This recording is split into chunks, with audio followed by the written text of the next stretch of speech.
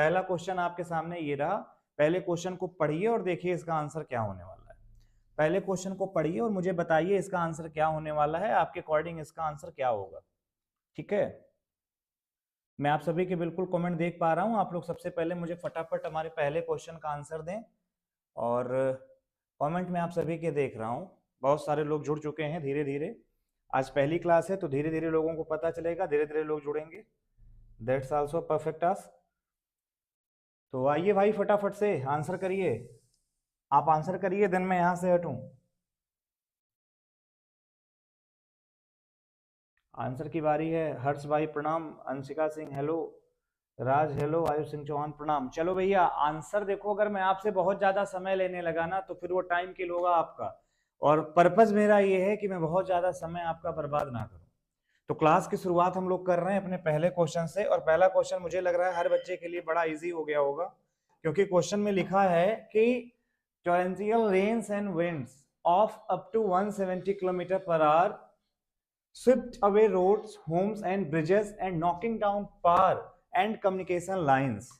और ये क्वेश्चन कब का है? ये क्वेश्चन है सीजीएल टायर 1 का, 2019 में पूछा गया था, तीसरे शिफ्ट में पूछा गया था।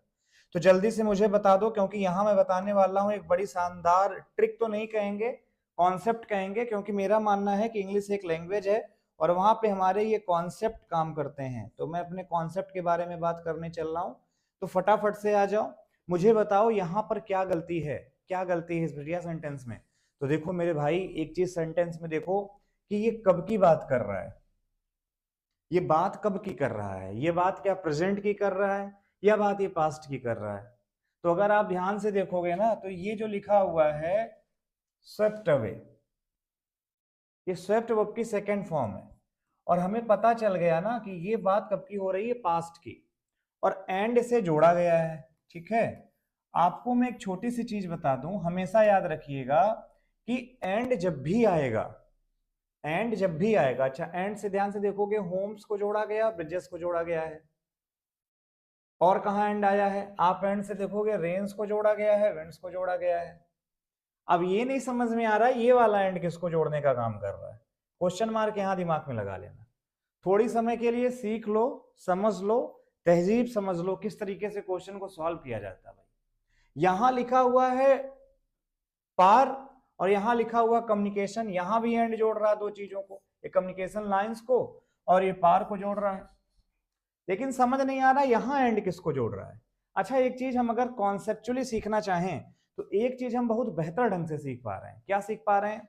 वो चीज हम ये सीख पा रहे हैं, क्या सीख पा रहे हैं कि अगर हमने सेंटेंस में एंड को लिखा तो एंड के बाद वो जिस तरह के एलिमेंट को जोड़ रहा है उसके पहले उसी तरह का एलिमेंट आ रहा है।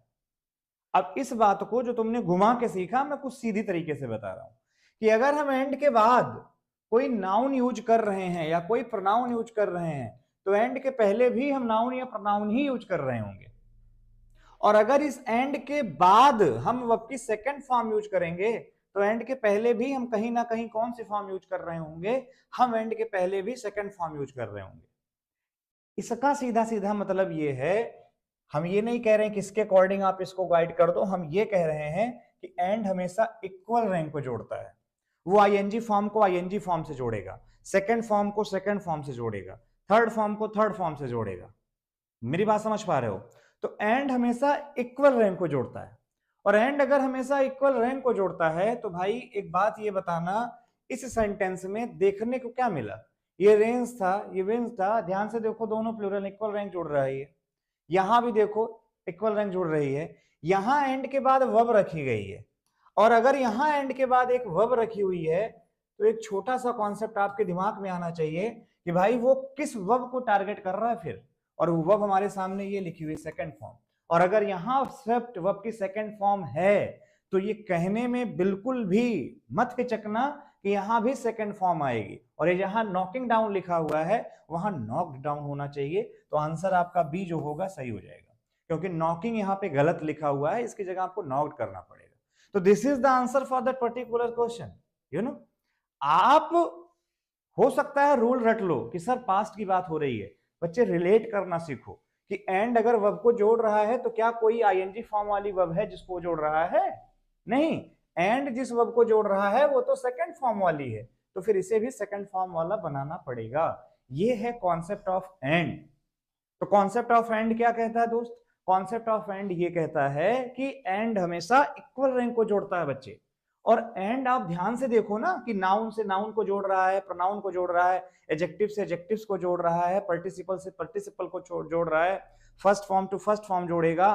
ठीक इसी तरीके से अगर ये आईएनजी आई है तो इसके पहले कोई आईएनजी आया क्या? नहीं नहीं, वो तो सेकंड है। इट मींस इसको भी आपको सेकंड करना पड़ेगा, तभी सेंटेंस आपका लॉजिकली सही हो पाएगा।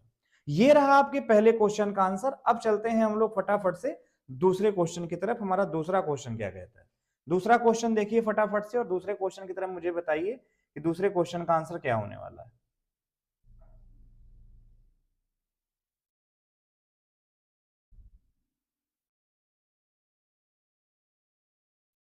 राज और आयुष आंसर कर रहे हैं। देखो सारे बच्चे एक चीज तो दिमाग में रख लो कि डेली क्लास होगी और 8 बजे से होगी, ठीक है? एक चीज सारे बच्चे अपने दिमाग में रख लो कि क्लास जो होगी ये डेली होगी, लेकिन 8 बजे से होगी, ये ध्यान रखना। अगला लिखा हुआ ज्यादा क्वेश्चन में नहीं कराऊंगा, लिमिटेड क्वेश्चन कराऊंगा, लिमिटेड बाउंड्रीज हैं चूंकि। The tired and vexed travellers waiting at the airport for a long time. बच्चे इसमें जल्दी बताना गलती क्या है, फटाफट से देखो इसमें गलती क्या है, फटाफट से देखिए।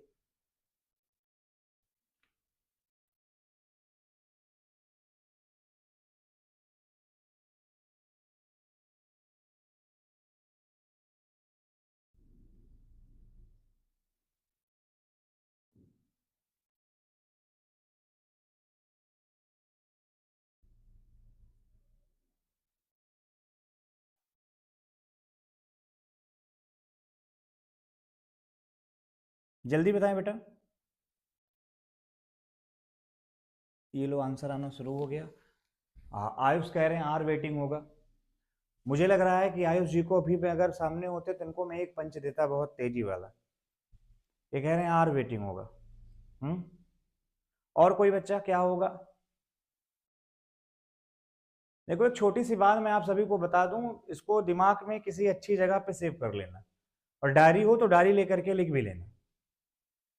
जितना पढ़ रहे हो ना, अगर ये सोच के पढ़ोगे कि ये पढ़ लें पेपर ये वाला निकल जाए, अभी ये जो पेपर आ रहा जून में ये निकल जाए, या मार्च में आ रहा है आगे ये निकल जाए, या ये अप्रैल वाला टारगेट होके निकल जाए, तो भाई साहब कुछ नहीं निकलेगा, कुछ नहीं निकलेगा। सब्जेक्ट ओरिएंटेड हो जाओ। इंग्लिश है तो अच्छे से उसको ग्रैब कर लो, कुछ वर्ड पार होगी उसे पढ़ लो, कुछ आपके सिनोनिम्स होंगे रट लो, कुछ आपके इडियम्स होंगे पढ़ लो, ग्रामर होगी उसको समझ लो, बजाय इसके कि नहीं चल रहे हैं। अब ये कह रहे हैं आर होगा, चलो अच्छा लगा मुझे, आपने हेल्पिंग वर्ब लगा दी, बहुत अच्छा लगा मुझे। लेकिन मुझे ये बताओ ये लिखा क्या है? For a long time. और लॉन्ग टाइम क्या है बच्चे? मैंने बताया है लॉन्ग टाइम आपका ड्यूरेशन है। कॉन्सेप्ट मैंने खूब बताए हैं। लॉन्ग टाइम आपका ड्यूरेशन है, और आपको पता है कि टाइम को दो तरह से एक्सप्रेस किया जाता है। टाइम को आप ड्यूरेशन में या तो बताते हो, या तो आप टाइम को किस में बताते हो, या तो टाइम को आप बताते हो पॉइंट में। तो जब कभी भी टाइम को हम ड्यूरेशन में बताते हैं तो उसके लिए हम किसका यूज करते हैं? फॉर का। और जब कभी टाइम को हम पॉइंट में बताते हैं तो उसके लिए हम यूज करते हैं सिंस का। और ऐसी बातें आप सभी को पता है, पहली बार नहीं पढ़ा रहा हूं मैं, कि जब कभी वो ड्यूरेशन होगा तो फॉर लगेगा, पॉइंट होगा तो सिंस लगेगा। I am not teaching you this first time, I have already taught you. पहले मैंने आपको कई बार पढ़ाया है, so many times I have taught you the same thing that I am revising you time to time, but still you are not focusing on that. You are just asking why। यार ये duration लिखा है मेरे भाई, for के बाद आपने duration लिख रखा है, सिंस के बाद आप पॉइंट लिखते हो, उसमें गलती नहीं है। केवल आईएनजी फॉर्म से सेंटेंस बनेगा नहीं, एक फाइनाइट वर्ब चाहिए। अब दिक्कत यह है कि जब कभी भी टाइम का एक्सप्रेशन हो, मैंने आपको कहा ना टाइम का एक्सप्रेशन चाहे ड्यूरेशन में हो चाहे पॉइंट में हो, जब कभी भी टाइम का एक्सप्रेशन हो तो कॉन्टिन्यूअस मत यूज करना, उसकी जगह चुपचाप यूज कर लेना परफेक्ट कॉन्टिन्यूअस। कभी कभी परफेक्ट भी यूज करते हैं आप, ज्यादातर कॉन्टिन्यूअस गलत होगा कुल मिलाकर के, परफेक्ट कॉन्टिन्यूअस आपको यूज करना है, और ये बेसिक बात है। तो यहां पर आप वेटिंग क्यों कर रहे हो यार? यहां पे ट्रेवलर्स प्लूरल है, यहां पे आप लिखो हैव और यहां लगा दो been waiting. This is the answer. तो आंसर सी हो गया, सी पार्ट में गलती थी। बजाय रटने की चीजों को समझने की कोशिश करो आयुष। अरे मैं तुम्ही से नहीं कह रहा हूं, मैं हर किसी से कह रहा हूं।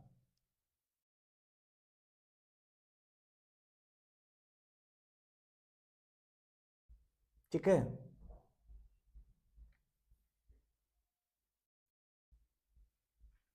पिक्चर क्वालिटी अभी सही आ रही है पहले से, पहले से ज्यादा फोकस आ रहा था, तो मैंने बैलेंस किया थोड़ा इसको।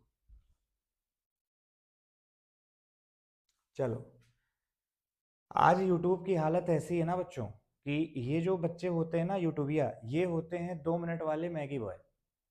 ये 2 मिनट में इंग्लिश सीखना चाहते हैं, 2 मिनट में। तीसरे मिनट का इनके पास सबर नहीं है, पता नहीं किस बेसबर में पैदा किए गए हैं कि हुए हैं, ये भी नहीं पता। सबर इस बात की नहीं है कि अभी थोड़ा पढ़ाया जाएगा, कॉन्सेप्ट हम पूरा सीख लेंगे। इनके पास सबर है ही नहीं। सर, क्वेश्चन प्रैक्टिस कराने का मतलब ये थोड़े ना होता है कि क्वेश्चन आपको हम रटा देंगे। क्वेश्चन रटा नहीं जाएगा सर, आपको वो क्वेश्चन हम सिखा देंगे। So it's our duty to make yourself understand whatever important for your future, whatever important for your examination। तो अब ये दिमाग से पहले तो बर्डन हटा लो। जल्दी जल्दी में बहुत सारी चीजें छूट जाती हैं, ठहराव जरूरी है।